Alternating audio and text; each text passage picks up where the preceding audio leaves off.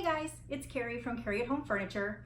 I'm wrapping up a project. It's a coffee table and end table set, and I am going to distress the piece, and I promised in my last video to give a real quick tutorial on how to distress for you guys. So that's what I'm doing today.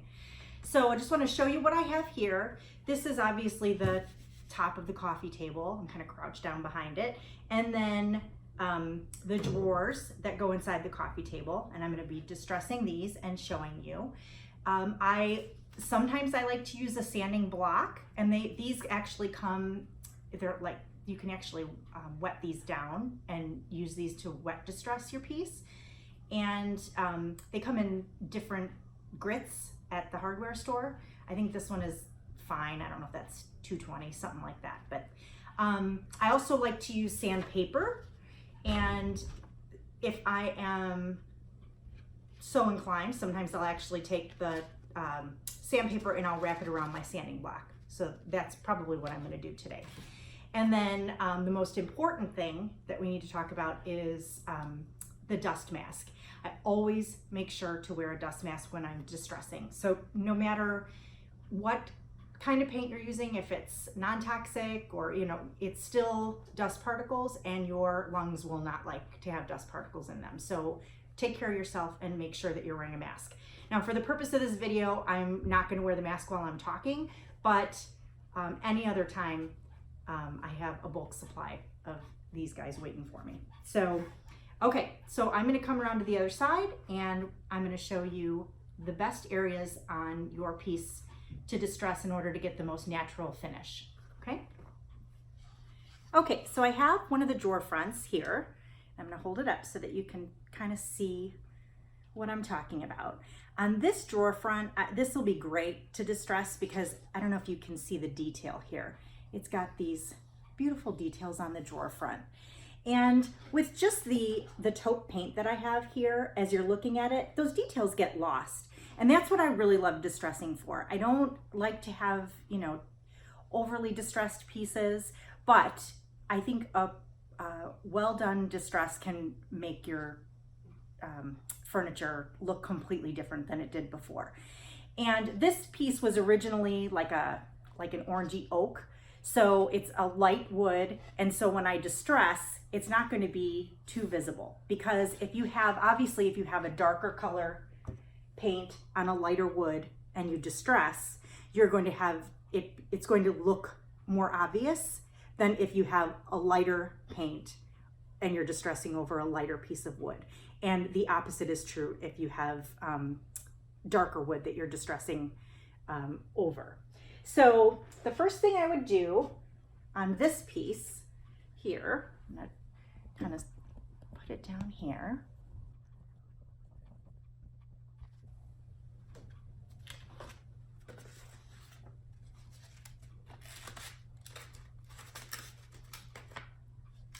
All right, so I'm gonna hold this up so that you can see exactly what I'm doing. So what I like to do, I like to come across on the very natural points where you would have distressing.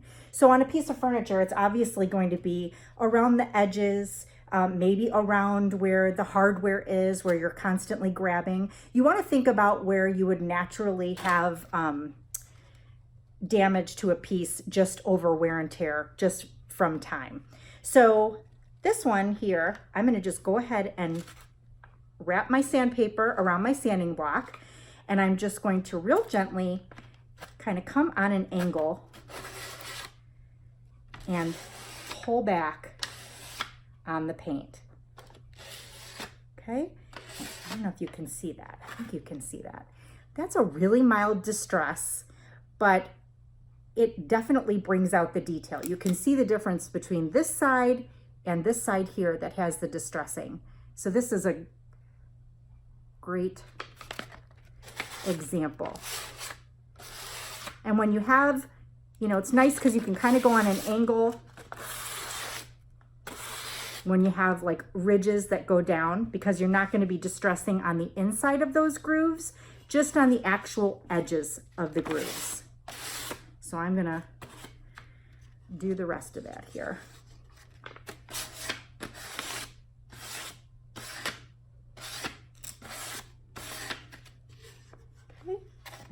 last side.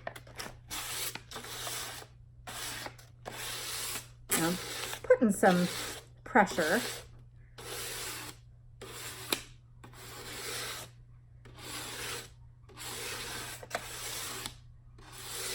All right. Okay, can you see that? That looks super natural. And then what I also like to do in the corners, I like to go on an angle and kind of go away from me like this. And it distresses the corners.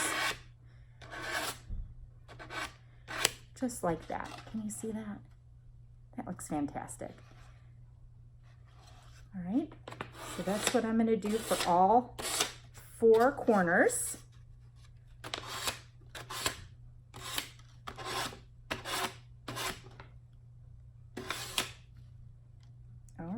So I'm going to show you kind of a side-by-side of what it looks like with and without the distress.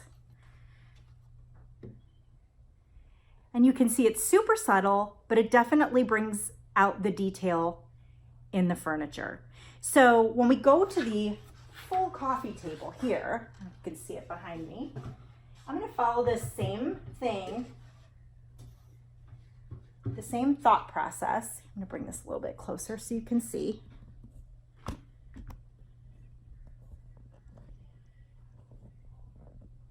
Okay, so it's kind of hard to see, but there's details all around the drawer fronts also. So just like I did with the edges of the drawers, I'm going to do the same thing.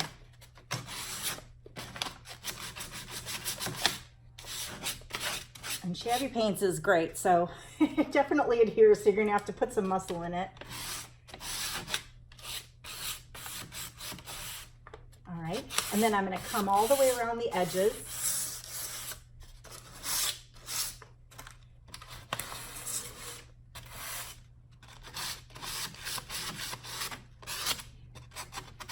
Sometimes the sanding block is too much, so you can just take the sandpaper and with your finger, kind of go all along. Okay, so this is kind of the natural point of where the piece would age. And then same with any of these other little edges that you see. You can kind of go around and distress those. And see how the paint, you know, is pretty similar tone to the wood underneath.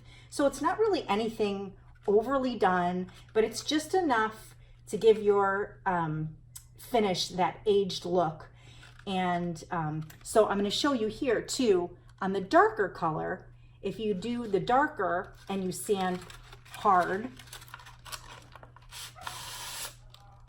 along this edges, you'll see here. There we go. Yep, you see that there. And it's definitely a different look because we have a darker color against a lighter wood, and it just makes those details really pop.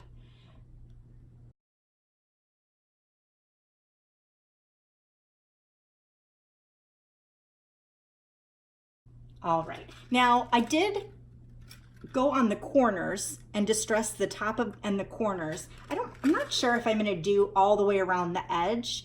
I might do it in certain areas. I don't want to take too much of this darker color off. I love it. I think it looks really good, and I don't want to overdo it and make it too distressed. But I am going to probably just go in a couple places all the way around and just wear that finish off just a little bit so that we have some of that wood color, the original wood color, shining through. All right, I'll be back to show you the finished result.